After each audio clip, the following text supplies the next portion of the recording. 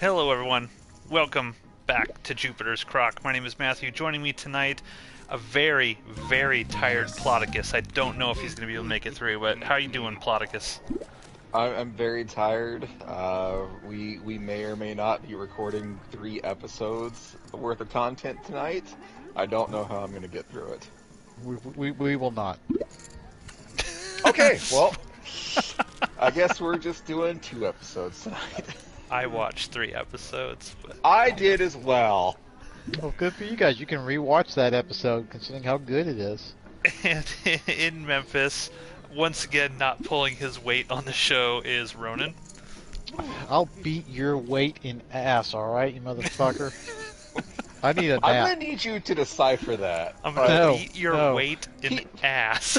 I don't understand that. What? No, you're just gonna have to deal with that. That's gonna keep you up at night while I'm, cuddling and sleeping. Is that like in an bed. not. eat your lunch money sort of thing? Like, On what are Max these Payne's Memphisisms? Fury Road. Sure, What sure, are these This is just Memphisisms? another Rodanism.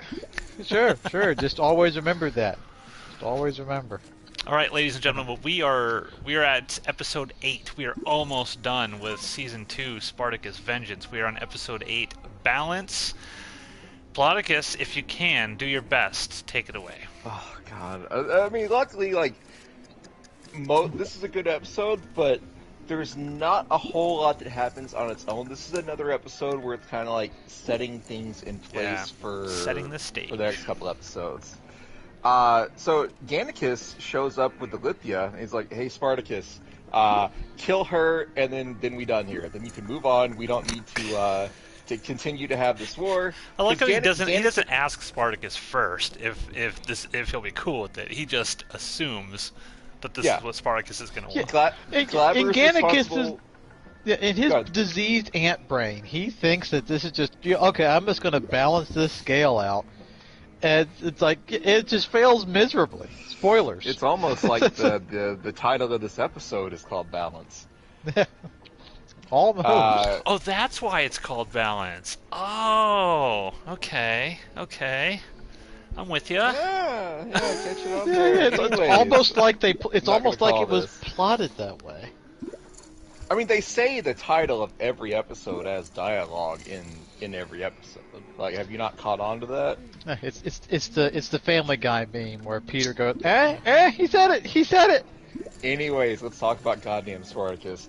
Gannicus has kidnapped Ilithia, and Gannicus is basically like weighed down by. Gannicus was in Capua and saw all of these innocent slaves being tortured and crucified and put to death because of Spartacus's actions. And Gannicus, it's weighing on him, and so he kidnaps Ilithia, and he goes to Spartacus, basically says, "Look, balance the scales. Glaber killed your wife. You kill Ilithia, and then you're done with this. You take your gladiators and you just leave Rome. You'll fade away, and then life will go back to normal. Slaves are still going to be slaves, but at least they're not going to be tortured to an even greater degree." And Spartacus is thinking about it. Spartacus wants to do this. He hates Ilithia, not as much as he hates Glaber, but he still hates Ilithia. But he can't do it. He goes through the typical good guy speech of if we go through with this, if we go through with this, then we're just as bad as the Romans are. Better than them. Typical hero But speech. the rest of the gladiators are like fully on board with just fucking kill her. So it's like Spartacus is like the lone voice of not reason, but Moral he's the standard, only- moral high ground. yeah. He's the only one that doesn't want to kill Ilithia, or he's the only one staying, or he wants to kill Ilithia, but he's not going through with it because he has typical like good guy morals. And so they lock Ilithia up in the basement of this temple. Oh, I should point out that he specifically says that, how could he face his wife in the afterlife if she saw that? Because Ilithia is pregnant, so he'd be basically killing Yes. a baby as well. He also And- Steve, go ahead through, and then I'm going to posit a question to the rest of you. Okay. One of the reasons that Spartacus doesn't kill her is not only he couldn't face his wife, but because Ilithia tells him that the baby is yours. Last season, approximately 8-9 months ago at this point, when Lucretia tricked Spartacus and Ilithia into sleeping together. Spartacus knocked up Ilithia, and so now Spartacus is like doubly not sure about what to do. And at some point, it's kind of like Ilithia's just like down in the basement, and multiple people go and speak with her. Spartacus talks to her. Mira tries to strangle her. Yeah, Mira tries to strangle her. Lucius goes and talks to her, and Lucius and Lucius and Ilithia have this moment where Ilithia realizes that Lucius is a Roman, and she lights up like, "Oh, a Roman! You're gonna help me! Help me, and I will give you back everything that you lost." And Lucius is like, "Oh shit! I didn't know you were a fucking time traveler. Are you gonna go back in time and bring my wife back to life?" So he's not on board with it, but she at least tells him, "Hey, if you help me get out of here, I will. My husband is a praetor. He can give you back your lands. It won't set things right, but it's at least like a start." And this gives Lucius, a pause. He's thinking about it. She's worm-tonguing him, so we think. Yep. Spartacus and Mira also have a scene early on. There's a lot of jealousy in the next couple episodes, but one of which is you see Mira and Spartacus before Ilithia shows up. They're out hunting. And they're talking about Spartacus's past, and Spartacus is like, "Oh, you wouldn't have liked me when I was younger. I was a douchebag." And Mira's like, "Oh, what set you on the right path?" And then Spartacus gets real serious, and Mira's like, "Oh, you're gonna talk about your dead wife again? God, Jesus, you keep bringing up old shit. God, yeah, stop damn. living in the past, Spartacus." So Spartacus and Mira's relationship is pretty tense at this point. And Mira talks to Spartacus again, and that's when Spartacus says, I couldn't kill Ilithia because I couldn't face my wife in the afterlife. Oh wow, Ronan, nice hand. Except that guy's But I'm fucked. That guy's got 3 of a kind. Oh shit! Damn. Wow. I was hoping to bluff them. That was my goal the whole time. I mean, that's the best possible hand.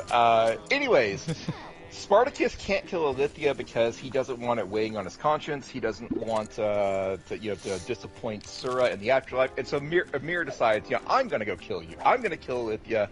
And then the deed is done because this bitch needs to die. But then also it's not weighing on Spartacus. It'll be on me. And Spartacus stops her. Spartacus stops her because Spartacus is making plans for what he wants to do with Ilithia. Because at this point, Spartacus has told Mira that it's his kid, right? And then she's like, I don't think he has. Not yet? I don't think so. Because at some point she's like, how? Because I thought that was part of the reason that set her off, and she was gonna, because she holds her belly, right, and then she starts strangling her. Yeah. He tells Mira that. Because they have a conversation after Mira tries to strangle Ilithia, where they essentially, I'm jumping ahead, but they essentially break up, and so Mira says, I was going to do this for you, and Spartacus retorts, no, you were going to do this because you basically see her and the baby as a threat to our relationship. However, whatever ancient Roman speak he put that in, that was his point. So yes, Mira absolutely knows. Yeah, I think the what he said that really broke her was because earlier on she says that she understands his heart, and then after trying to kill Ilithia, she mentions it again, and Spartacus is like, you do not see what is in my heart, and I think that's the thing that really broke her. It was that's the line that cut really deep. Yeah, but there's crying, there's also a scene. Maybe it's next episode, but yeah, I think it's next. What I was about to say was next episode, but they have a Spartacus and her have a moment. Maybe this episode, maybe not. I can't keep it straight. Where Spartacus says, "If we're at an impasse here. Our relationship is on the rocks. like, would you even want me back? And Mira's like, yes, fuck yeah, I would. And, but That dick game is on point. But in exchange, like, I need you to give me more of your heart. And Spartacus says, I gave you all there was. And Mira says, well, that wasn't enough, and that's the end of their relationship. That happens this episode or next. I don't remember, because all of these are running together. Suffice to say, Mira and Spartacus are no longer a couple. But moving on to people that are now a couple, Sepia and Glaber continue to fuck. Xena is constantly trying to tell Glaber, we need to be out looking for your wife, we need to go get her, and Glaber's like, you know, I mean, if Alethea doesn't come back, you know... I mean, I've got a 12-year-old right here. Do I really need her? She's knocked up. I mean, this makes perfect Roman sense. Yeah, I thought you said Ronin sense right there. I was a little concerned. But he's going to give it the old college try. He doesn't really care about Alethea, but he would like to have I had a bad the joke heir. ready there, but never mind. He would like to have the baby back. He doesn't know that this baby is not his, but he wants to at least try to retrieve Alethea so she can have his heir, and then he gives no more fucks about Alethea. And to this end, he dispatches the Asher Force. And so the Glaber and Asher and the Asher Force go to this brothel where Gannicus had previously been banging the slave girl that got crucified a couple episodes back. And Glaber's, you know, basically keeping anyone from leaving, and he tells people, you know, I want to talk to anyone who broke words with Gannicus. And the brothel owner tells him, there was only one person that spoke to Gannicus, and Asher crucified her. And oh, by the way, I'm expecting you to pay me the cost of this slave. And as he's saying this, Glaber just fucking slices his throat, and they go on to interrogate / massacre / torture everyone in this brothel.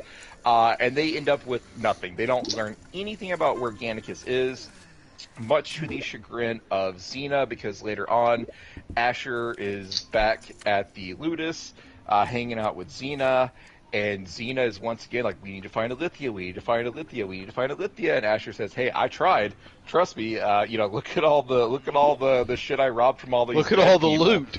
Yeah, like every one of these, you know, coins and bracelets and trinkets represents a person that I fucking tortured to find answers. My and little box of blood slides right here that, you know, will in no way, shape, or form be my downfall. Yes, let's look at this box of loot. Asher does one stupid thing this entire series, and we're going to see how that impacts things later on in the season. But Asher's like, hey, I tried, we can't find Alethea, and basically Glaber's moving on to Sepia, so pretty soon here he's not going to care. And Xena slaps him, and Asher's not having any of that, so he assaults Xena again. But while this is going on, Xena spots Sepius's bracelet, and you see this plan the old starting Xena to look go in their head. So Xena now has a plan to basically get out from under Asher's thumb and reunite with Alethea and all those good shenanigans. So back to Spartacus. Spartacus sees Lucius walking off. Like, Lucius is just like, I'm going for a walk to clear my head. And so we, the viewer, have no idea like what this is about. Is Lucius taking Alethea up on her offer? They make it Spartacus seem that way. They really make it seem that way.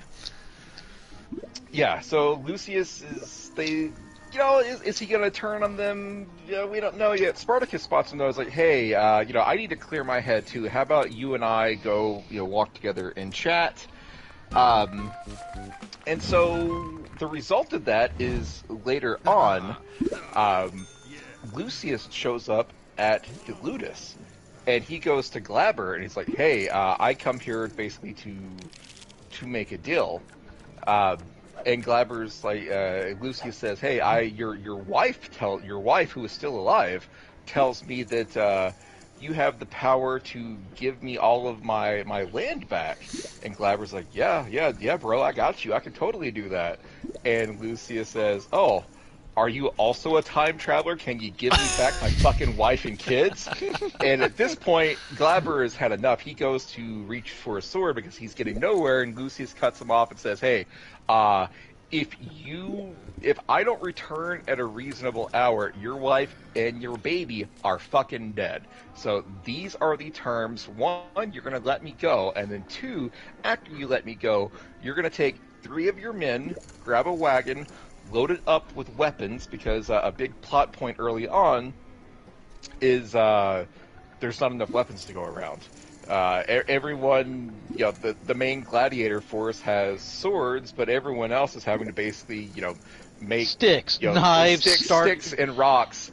There's a plan to Harsh have language.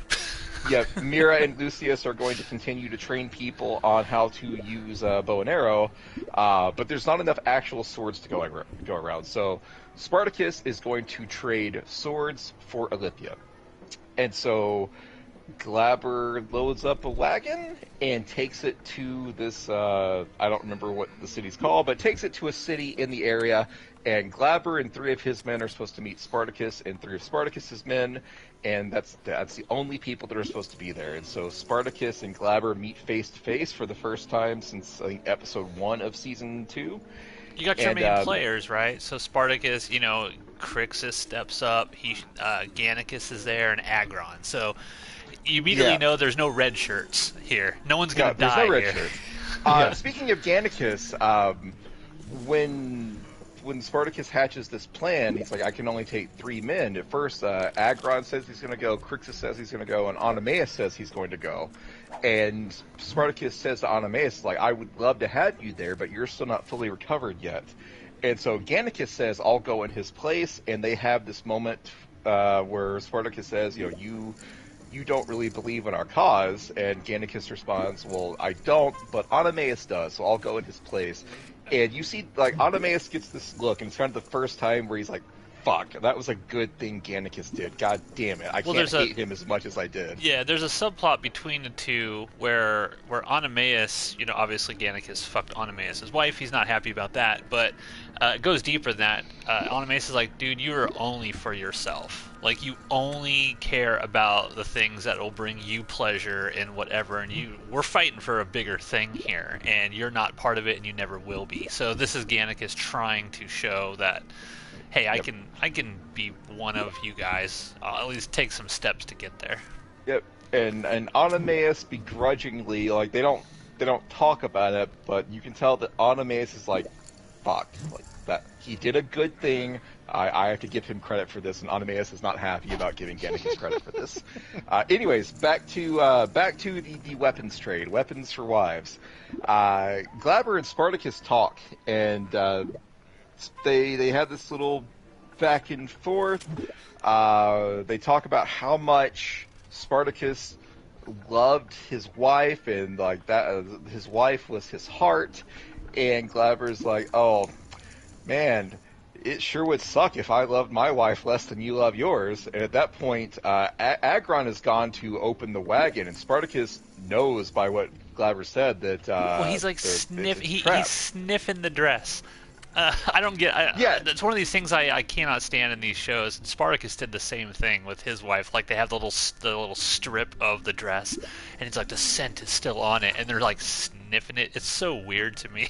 It's so weird. Well, that's exactly what it is. It's a callback. You know that Spartacus has thought about that the whole time. It's like, I'm going to do everything he did to me, I'm going to do to him, except for the fact that the important piece of information Spartacus does not have is that Glaber does not give a fuck about her anymore at this current moment in time. And Spartacus realizes that right about the time that Agron is going to open the wagon that is supposed to be full of weapons. Because Spartacus, like, turns to him and tries to yell for him to stop, but it's too late. He opens the wagon, and out comes the Asher Force. And Asher Force, go! Yep, Asher Force assemble. So the Asher Force is fighting... The Asher Force plus Glaber and the Romans are fighting Spartacus, and Spartacus is 3 people. Only Spartacus, he has kind of insurance policy because out from the shadows, archers. come 2 Lucius and archers, Mira, exactly and 2. they shoot like 9 arrows, and that's enough to make everyone else flee. So all of Spartacus. But their aim is true, Steve. People keep their dropping aim with is them true. 9 arrows.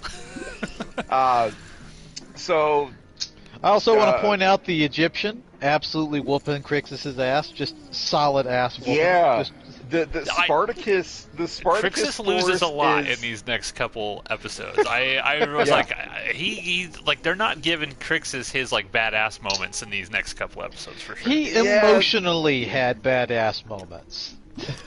The Yeah. Asher force is beating the Spartacus force at this moment until Lucius and Mira and their 9 arrows show up to protect them.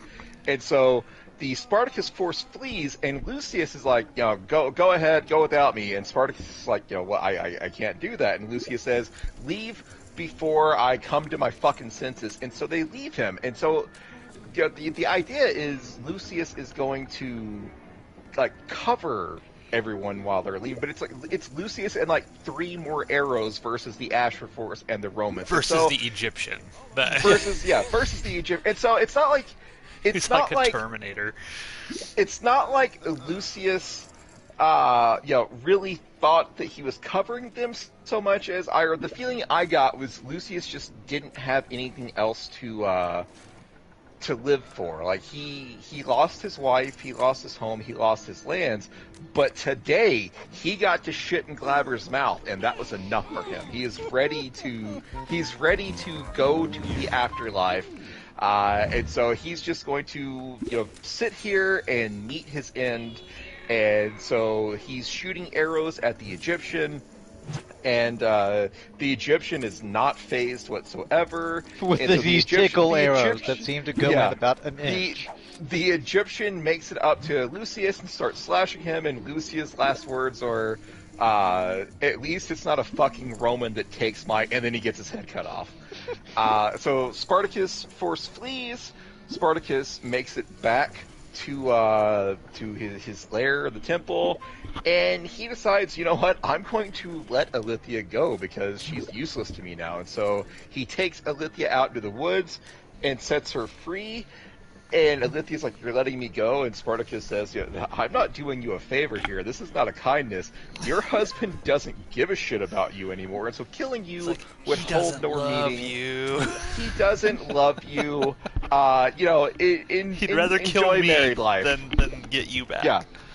Yeah, he tells Alithia, like, I offered to trade you back, and he did not want you. Enjoy your matrimony. Have a good time.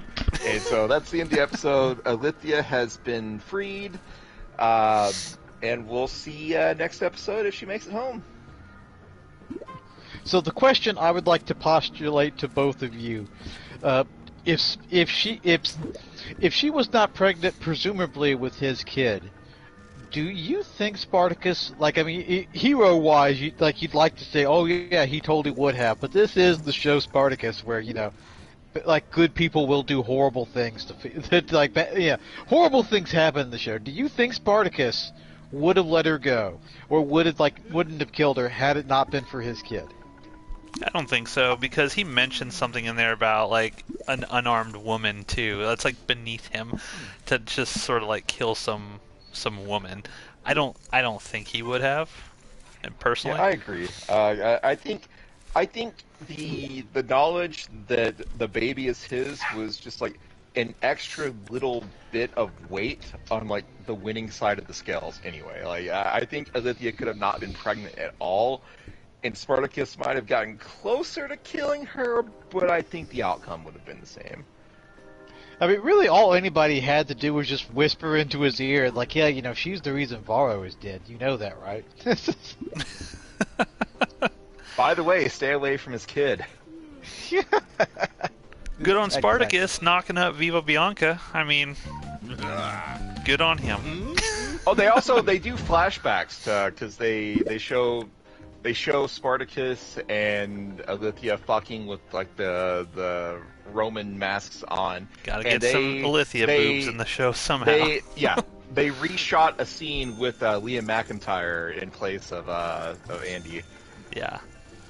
This episode I thought was probably well. I watched the last three together, so I'm looking at this episode. I'm like, this is the weakest of the three I watched today. But I do agree, it's just sort of setting the stage for what's about to come, and this is kind of you need this episode to really make the next two pop.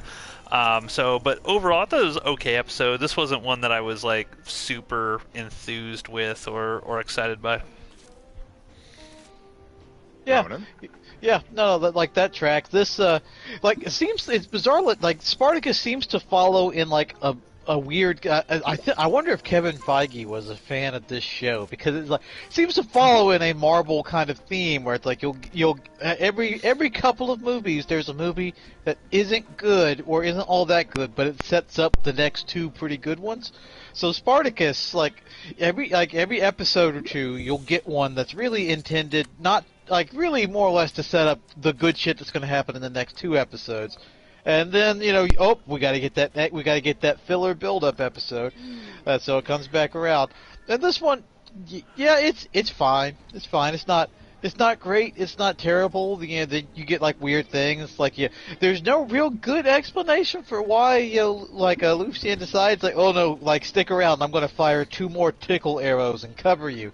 I did a lot of deep thinking on why that would be, and I want you guys to get this explanation. So, I think what happened there, in his character, the writers realized they had nothing left for him, so they realized they had to kill him. Do you think that's his motivation? He needed to be the red shirt there. Yeah. Yeah. Do you think that was his motivation? Oh God, the writers have nothing else for me. I think, yeah, I agree. That's probably my main criticism. It was really stupid that Lucian sort of just stuck around. But, yeah, I don't know, Steve. What are your thoughts on this episode? Are you a big fan of this one, or is this more just kind of like a good setup episode? No, yeah, I agree with everything you two said. It's a good setup episode. It doesn't really... It moves the plot along without a ton of action. It's like, you watch this episode... because they need to move some pieces around for the next 2 episodes to happen. It's fine.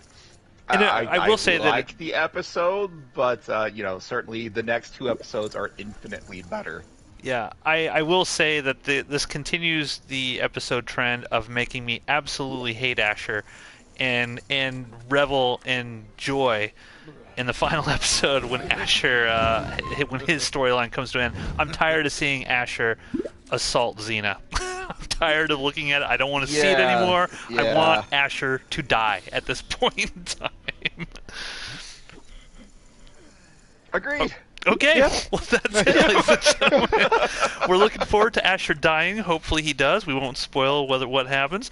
But yeah, we'll be back next week, and let me see. Next, Monsters. Episode 9, Monsters. So we'll catch you next Thursday on Jupiter's Croc.